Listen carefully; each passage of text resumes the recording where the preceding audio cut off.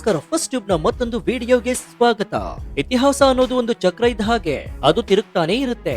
ಇವತ್ತು ಕೆಳಗಿದ್ದವರು ನಾಳೆ ಮೇಲೆ ಬರಲೇಬೇಕು, ಮೇಲೆ ಇದ್ದವನು ನಾಳೆ ಕೆಳಗೆ ಬೀಳಲೇಬೇಕು. ಇದಕ್ಕೆ ಬೆಸ್ಟ್ ಎಕ್ಸಾಂಪಲ್ ಅಂದ್ರೆ ಅದು ನಮ್ಮ ಪಕ್ಕದ ಮನೆ, ಅಂದ್ರೆ ನಮ್ಮ ಪಕ್ಕದ ರಾಷ್ಟ್ರ ಬಾಂಗ್ಲಾದೇಶ. ಆಗಸ್ಟ್ 5, 2024 ಬಾಂಗ್ಲಾದೇಶದ ಇತಿಹಾಸದಲ್ಲಿ ಒಂದು ಕರಾಳ ದಿನವಾಗಿತ್ತು. ವಿದ್ಯಾರ್ಥಿ ಕ್ರಾಂತಿ ಅಂತ ಶುರುವಾದ ಹೋರಾಟ ಕೊನೆಗೆ ರಕ್ತಸಿಕ್ತ ಅಧ್ಯಾಯವಾಗಿ ಬದಲಾಯಿತು. ಶೇಖ್ ಹಸೀನಾ ಅವರು ಪ್ರಾಣ ಉಳಿಸಿಕೊಳ್ಳುವುದಕ್ಕೆ ಹೆಲಿಕಾಪ್ಟರ್ ಹತ್ತಿ ಭಾರತಕ್ಕೆ ಓಡಿ ಬಂದ್ರು. ಜಗತ್ತು ಇದನ್ನ ವಿದ್ಯಾರ್ಥಿಗಳ ಗೆಲುವು, ಪ್ರಜಾಪ್ರಭುತ್ವದ ವಿಜಯ ಅಂತ ಕೊಂಡಾಡಿತ್ತು. ಆದ್ರೆ ಆ ಕ್ರಾಂತಿಯ ಮುಖವಾಡ ಕಳಚಿ ಬಿದ್ದಾಗ ಕಂಡಿದ್ದು ಏನ್ ಗೊತ್ತಾ? ಹಿಂದೂಗಳ ನರಮೇಧ.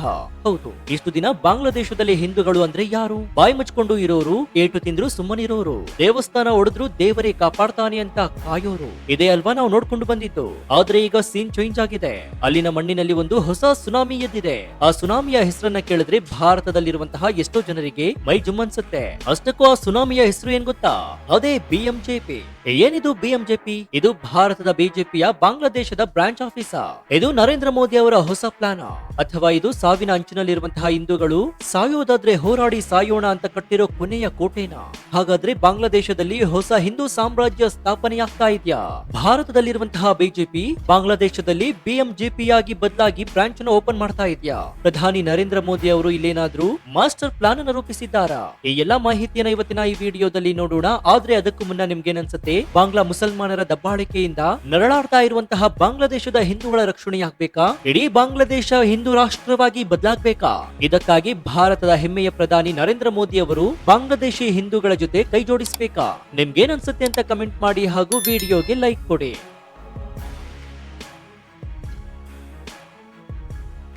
ಸ್ನೇಹಿತರೆ, ಆಗಸ್ಟ್ ತಿಂಗಳಲ್ಲಿ ಬಾಂಗ್ಲಾದೇಶದಲ್ಲಿ ಏನಾಗಿತ್ತು ಅಂತ ನಿಮ್ಗೆಲ್ಲ ಗೊತ್ತೇ ಇದೆ. ಆದ್ರೆ ಮೀಡಿಯಾಗಳು ತೋರಿಸಿದ್ದೇ ಬೇರೆ, ಅಲ್ಲಿ ನಡೆದಿದ್ದೇ ಬೇರೆ. ಶೇಖ್ ಹಸೀನಾ ಅಧಿಕಾರ ಕಳೆದುಕೊಂಡ ತಕ್ಷಣ ಅಲ್ಲಿನ ಮೃಗಗಳು ಅಂದ್ರೆ ಜಮಾತೆ ಇಸ್ಲಾಮಿ ಮತ್ತು ಬಿಎನ್ಪಿ ಕಾರ್ಯಕರ್ತರು ಟಾರ್ಗೆಟ್ ಮಾಡಿದ್ದು ಯಾರನ್ ಗೊತ್ತಾ? ಅಲ್ಲಿನ ಅಲ್ಪಸಂಖ್ಯಾತ ಅಂದ್ರೆ ಹಿಂದೂಗಳನ್ನ. ದೇವಸ್ಥಾನಕ್ಕೆ ಬೆಂಕಿ ಇಟ್ರು, ಹಿಂದೂಗಳ ಅಂಗಡಿಗಳನ್ನ ಲೂಟಿ ಮಾಡಿದ್ರು, ಮನೆಗೆ ನುಗ್ಗಿ ಹೆಣ್ಣು ಮಕ್ಕಳ ಮೇಲೆ ದೌರ್ಜನ್ಯ ಮಾಡಿದ್ರು. ಬರೀ ಬ್ಲಾಸ್ಮೇಮಿ ಅಂದ್ರೆ ದೈವ ದೂಷಣೆ ಅಂತ ಸುಳ್ಳು ಆರೋಪವನ್ನ ಹೊರಿಸಿ ನಡು ರಸ್ತೆಯಲ್ಲೇ ಜನರನ್ನ ಹೊಡೆದು ಸಾಯಿಸಿದ್ರು. ಕಳೆದ 6 ತಿಂಗಳಲ್ಲಿ ಬಾಂಗ್ಲಾದೇಶದಲ್ಲಿ ಹಿಂದೂಗಳ ಮೇಲೆ ಎಷ್ಟು ಕೇಸ್ ಆಗಿದೆ ಗೊತ್ತಾ? ಬರೀ ಸುಳ್ಳು ಕೇಸ್ಗಳೇ 71ಕ್ಕೂ ಹೆಚ್ಚು. ಪೊಲೀಸರು ಏನ್ ಮಾಡಿದ್ರು? ಹಿಂದೂಗಳನ್ನೇ ಅರೆಸ್ಟ್ ಮಾಡಿದ್ರು, ಜೈಲಿಗೆ ಹಾಕಿದ್ರು. ಆದ್ರೆ ಹಿಂದೂಗಳನ್ನ ಹೊಡೆದವರಿಗೆ, ಕೊಂದವರಿಗೆ ಒಂದು ದಿನ ಕೂಡ ಶಿಕ್ಷೆಯೂ ಆಗಿಲ್ಲ. ಈಗ ಅಲ್ಲಿನ ರಾಜಕೀಯ ಪರಿಸ್ಥಿತಿಯನ್ನು ನೋಡೋದಾದ್ರೆ ಶೇಖ್ ಹಸೀನಾ ಅವರ ಅವಾಮಿ ಲೀಗ್ ಪಾರ್ಟಿ ಈಗ ಹೆಸರಿಗೆ ಮಾತ್ರ ಇದೆ. ಅಲ್ಲಿನ ಲೀಡರ್ಸ್ ಎಲ್ಲ ಅಂಡರ್ ಗ್ರೌಂಡ್ ಆಗಿದ್ದಾರೆ. ಇನ್ನೊಂದು ಕಡೆ ಖಲೀದಾ ಜಿಯಾ ಅವರ ಬಿಎನ್ಪಿ ಅವರ ಮಗ ತಾರಿಕ್ ರೆಹಮಾನ್, ಇವನನ್ನ ಬ್ಲಾಕ್ ಪ್ರಿನ್ಸ್ ಅಂತ ಕರೀತಾರೆ. ಲಂಡನ್ ನಲ್ಲಿ ಕೂತು ಇವನು ದಂಗೆಯ ಸ್ಕ್ರಿಪ್ಟ್ ಅನ್ನ ಬರಿತಾ ಇದ್ದ. ಈಗ ಇವನು ಬಾಂಗ್ಲಾದೇಶಕ್ಕೆ ವಾಪಸ್ ಬಂದಿದ್ದಾನೆ. ಇದರ ಜೊತೆಗೆ ವಿದ್ಯಾರ್ಥಿಗಳನ್ನ ಕಟ್ಟಿರುವಂತಹ ನ್ಯಾಷನಲ್ ಸಿಟಿಜನ್ಸ್ ಪಾರ್ಟಿ, ಇವರೆಲ್ಲರ ಅಜೆಂಡಾ ಒಂದೇ: ಬಾಂಗ್ಲಾದೇಶವನ್ನ ಇಸ್ಲಾಮಿಕ್ ರಾಷ್ಟ್ರ ಮಾಡಬೇಕು, ಇಲ್ಲಿ ಶರಿಯಾ ಕಾನೂನನ್ನ ತರಬೇಕು.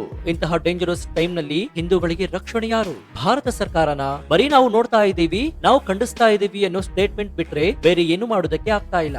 ಮತ್ತೊಂದೆಡೆ ಅವಾಮಿ ಲೀಗ್ ಅವರೇ ಈಗ ಜೀವ ಉಳಿಸಿಕೊಳ್ಳೋದಕ್ಕೆ ಪರದಾಡ್ತಾ ಇದ್ದಾರೆ. ಆಗ ಹುಟ್ಟಿಕೊಂಡಿದ್ದೇ ಈ ಕಿಚ್ಚು. ನಮ್ಮನ್ನ ಕಾಪಾಡೋದಕ್ಕೆ ದೇವರು ಬರ್ತಾನೋ ಇಲ್ವೋ ಗೊತ್ತಿಲ್ಲ, ಆದ್ರೆ ನಮ್ಮನ್ನ ನಾವೇ ಕಾಪಾಡ್ಕೊಳ್ಬೇಕು ಅನ್ನೋ ಛಲ.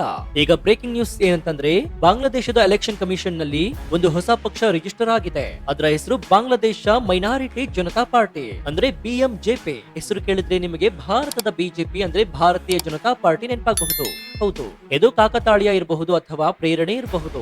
ಆದ್ರೆ ಇವರ ಧ್ವಜವನ್ನ ನೋಡಿದ್ರೆ ಇನ್ನೂ ಕೂಡ ಆಶ್ಚರ್ಯ ಆಗುತ್ತೆ. ಅದರಲ್ಲಿ ಕೇಸರಿ ಬಣ್ಣ ಇದೆ, ಜೊತೆಗೆ ಹಸಿರು ಬಣ್ಣ ಕೂಡ ಇದೆ. ರಾಜಕೀಯ ಪಂಡಿತರು ಇದನ್ನ ಬಾಂಗ್ಲಾದೇಶಿ ವರ್ಷನ್ ಆಫ್ ಬಿಜೆಪಿ ಅಂತ ಕರೀತಾ ಇದ್ದಾರೆ. ಯಾಕೆ ಗೊತ್ತಾ? ಭಾರತದಲ್ಲಿ ಬಿಜೆಪಿ ಹೇಗೆ ಹಿಂದುತ್ವ ಮತ್ತು ಮೆಜಾರಿಟಿ ಪರವಾಗಿ ನಿಲ್ಲುತ್ತೋ, ಬಾಂಗ್ಲಾದೇಶದಲ್ಲಿ ಈ ಬಿಎಂಜೆಪಿ ಅಲ್ಲಿನ ಮೈನಾರಿಟಿ ಅಂದ್ರೆ ಹಿಂದೂಗಳ ಪರವಾಗಿ ನಿಲ್ಲೋದಕ್ಕೆ ರೆಡಿಯಾಗಿದೆ. ಆದ್ರೆ ಇಲ್ಲಿ ಒಂದನ್ನ ಕ್ಲಿಯರ್ ಮಾಡ್ತೀನಿ ನೋಡಿ, ಇದನ್ನ ಅಮಿತ್ ಶಾ ಅಥವಾ ನರೇಂದ್ರ ಮೋದಿ ಅವರು ಹೋಗಿ ಸ್ಥಾಪನೆ ಮಾಡಿಲ್ಲ, ಅಥವಾ RSS ಕೂಡ ಇಲ್ಲಿ ಶಾಖೆಯನ್ನ ತೆರೆದಿಲ್ಲ.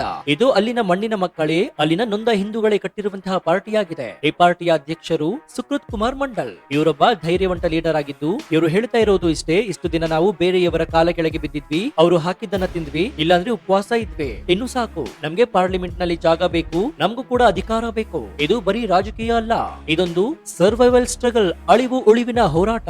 ಈಗ ನೀವು ಕೇಳಬಹುದು, ಗುರು, ಬಾಂಗ್ಲಾದೇಶದಲ್ಲಿ ಇರೋದೇ ಮುಸ್ಲಿಂ ಮೆಜಾರಿಟಿ, ಅಲ್ಲಿ ಹಿಂದೂ ಪಾರ್ಟಿ ಗೆಲ್ಲೋದಕ್ಕೆ ಚಾನ್ಸ್ ಇದೆಯಾ? ಇವರೇನು ಹುಚ್ಚರ ಅಂತ.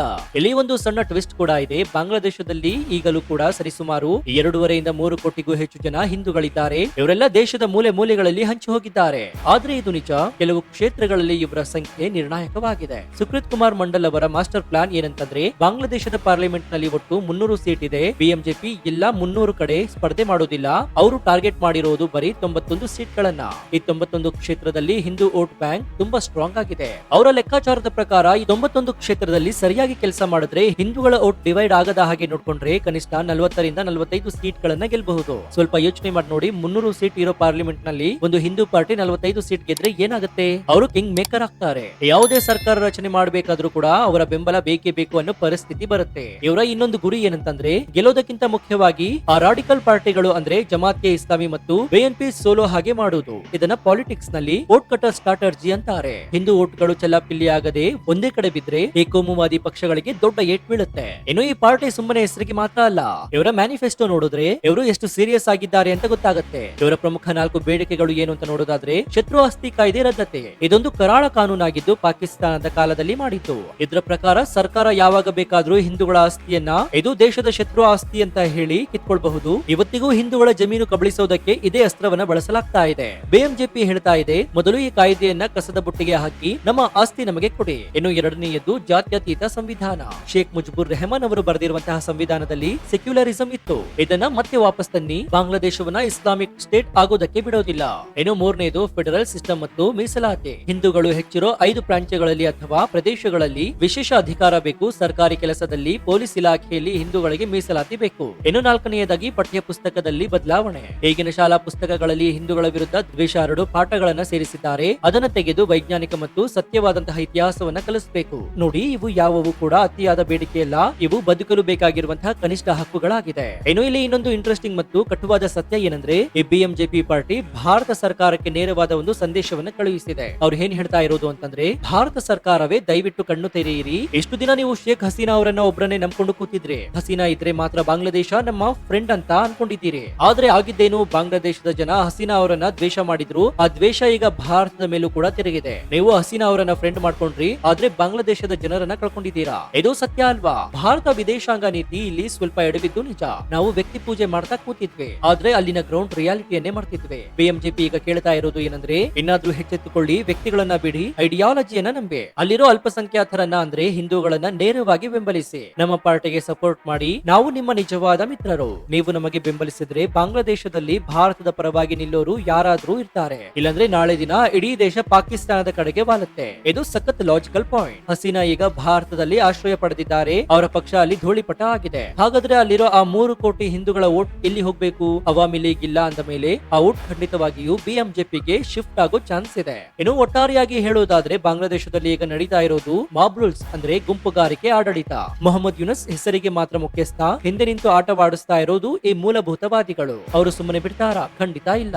ಎಲೆಕ್ಷನ್ ಟೈಮ್ ಬಂದ್ರೆ ಸಾಕು, ಹಿಂದೂಗಳ ಮೇಲೆ ಇನ್ನು ದೌರ್ಜನ್ಯ ಹೆಚ್ಚಾಗಬಹುದು, ಬೂತ್ ಗಳಿಗೆ ಬಾಂಬ್ ಇಡಬಹುದು, ಹಿಂದೂಗಳಿಗೆ ವೋಟ್ ಹಾಕೋದಕ್ಕೆ ಕೂಡ ಬಿಡದೇ ಇರಬಹುದು, ಬಿಎಂಜೆಪಿ ಲೀಡರ್ಸ್ ಮೇಲೆ ಅಟ್ಯಾಕ್ ಕೂಡ ಆಗಬಹುದು. ಇದೆಲ್ಲವನ್ನು ಮೀರಿ ಆ ಪಕ್ಷ ಹೇಗೆ ನಿಲ್ಲುತ್ತೆ, ಹೇಗೆ ಹೋರಾಡುತ್ತೆ ಅನ್ನೋದೇ ಈಗಿನ ಕುತೂಹಲವಾಗಿದೆ. ಆದ್ರೆ ಸ್ನೇಹಿತರೆ, ಒಂದು ಮಾತಂತೂ ಸತ್ಯ, 1971ರ ಯುದ್ಧದ ನಂತರ ಇದೇ ಮೊದಲ ಬಾರಿಗೆ ಬಾಂಗ್ಲಾದೇಶದ ಹಿಂದೂಗಳು ನಮಗೂ ಹಕ್ಕಿದೆ, ನಾವು ಈ ದೇಶದ ಪ್ರಜೆಗಳು ಅಂತ ತಲೆ ಎತ್ತಿ ನಿಂತಿದ್ದಾರೆ. ಬಿಎಂಜೆಪಿ ಗೆಲ್ಲುತ್ತೋ ಇಲ್ವೋ ಗೊತ್ತಿಲ್ಲ, ಸರ್ಕಾರ ರಚನೆಯಾಗುತ್ತೋ ಇಲ್ವೋ ಅನ್ನೋದು ಕೂಡ ಸೆಕೆಂಡರಿ. ಆದ್ರೆ ನಮಗೆ ಅಂತ ಒಂದು ಪಕ್ಷ ಇದೆ, ನಮಗೆ ಅಂತ ಒಂದು ಧ್ವನಿ ಇದೆ ಅಂತ ಅಲ್ಲಿನ 3 ಕೋಟಿ ಹಿಂದೂಗಳಿಗೆ ಧೈರ್ಯ ಬಂದಿರಬಹುದಲ್ವಾ? ಧೈರ್ಯ ಬಂದಿದ್ಯಲ್ಲ, ಅದೇ ನಿಜವಾದ ಗೆಲುವು. ಇದು ಒಂದು ಆರಂಭ ಅಷ್ಟೇ, ಇನ್ನು ಮುಂದೆ ನಮ್ಮನ್ನ ತೊಳೆಯೋದು ಅಷ್ಟು ಸುಲಭವಲ್ಲ ಅನ್ನೋ ಮೆಸೇಜ್ ಪಾಸ್ ಆಗಿದೆ. ಸೊ ಈ ಹೊಸ ಬೆಳವಣಿಗೆ ಬಗ್ಗೆ ನಿಮ್ಗೆ ಏನ್ ಅನ್ಸುತ್ತೆ? ಭಾರತ ಸರ್ಕಾರ ಶೇಖ್ ಹಸೀನಾ ಅವರ ಮೋಹವನ್ನ ಬಿಟ್ಟು ಈ ಹೊಸ ಹಿಂದೂ ಪಕ್ಷವನ್ನ ಬೆಂಬಲಿಸಬೇಕಾ ಅಥವಾ ಇದೆಲ್ಲ ಎಲೆಕ್ಷನ್ ಗಿಮಿಕ್ ಆಗಿ ಉಳಿದು ಬಿಡುತ್ತಾ? ನಿಮ್ಗೆ ಏನ್ ಅನ್ಸುತ್ತೆ ಅಂತ ಕಮೆಂಟ್ ಮಾಡಿ, ಹಾಗೂ ವಿಡಿಯೋಗೆ ಲೈಕ್ ಕೊಡಿ. ಜೊತೆಗೆ ನೀವಿನ್ನು ನಮ್ಮ ಚಾನೆಲ್ ಅನ್ನ ಸಬ್ಸ್ಕ್ರೈಬ್ ಮಾಡ್ಕೊಂಡಿಲ್ಲ ಅಂದ್ರೆ ಈ ಕೂಡಲೇ ಸಬ್ಸ್ಕ್ರೈಬ್ ಮಾಡ್ಕೊಂಡು ಪಕ್ಕದಲ್ಲಿರುವಂತಹ ಬೆಲ್ ಐಕಾನ್ ಅನ್ನು ಪ್ರೆಸ್ ಮಾಡಿ. ಇದರಿಂದ ನಾವು ಹಾಕುವ ಹೊಸ ವಿಡಿಯೋಗಳ ನೋಟಿಫಿಕೇಶನ್ ಮೊದಲು ನಿಮಗೆ ಸಿಗುತ್ತೆ. ಇದಾಗಿತ್ತು ಈ ಕ್ಷಣದ ವಿಶೇಷ. ನೋಡ್ತಾ ಇರಿ ಫಸ್ಟ್ ಟ್ಯೂಬ್ ಕನ್ನಡ. ಧನ್ಯವಾದ.